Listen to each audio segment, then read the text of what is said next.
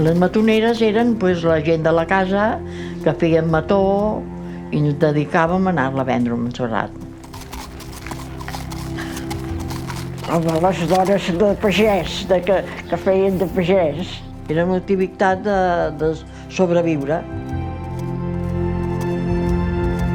Teníem de treballar tant com podíem els pares, els avis. Quan tenia 10 anys ja em van treure la son de les orelles i en tenia molta de son, Per fer menjar havia d'anar per les parets a veure la verdura que trobava, el verd que trobava, i misèria, molta misèria.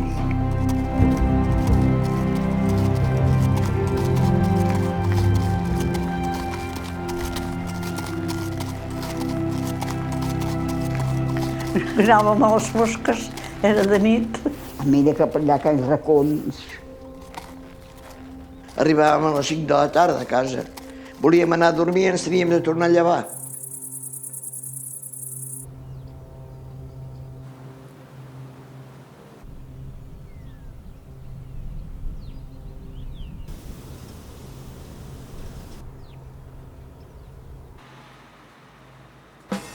Un sac o bé un drap a terra i a seure en una caixa si la trobàvem. I a sobre les balances i el mató al costat. Portàvem pollastres, portàvem conills, que els matàvem allà mateix.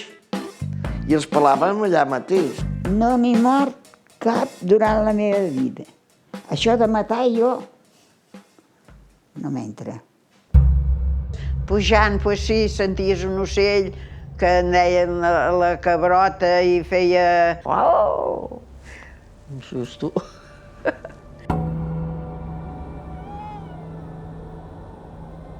Els monjos sempre han sigut molt estrictes amb això. A les 12 havíem de plegar tots.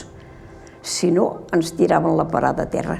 I els escombriaires tot ens fotien com a les caixes perquè pleguéssim.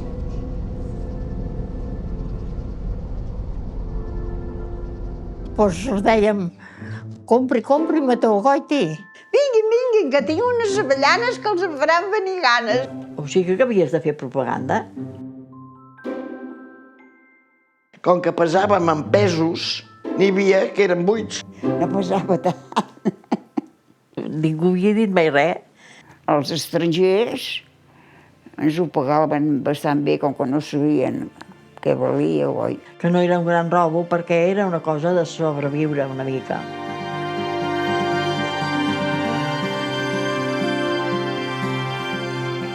Coses de la vida.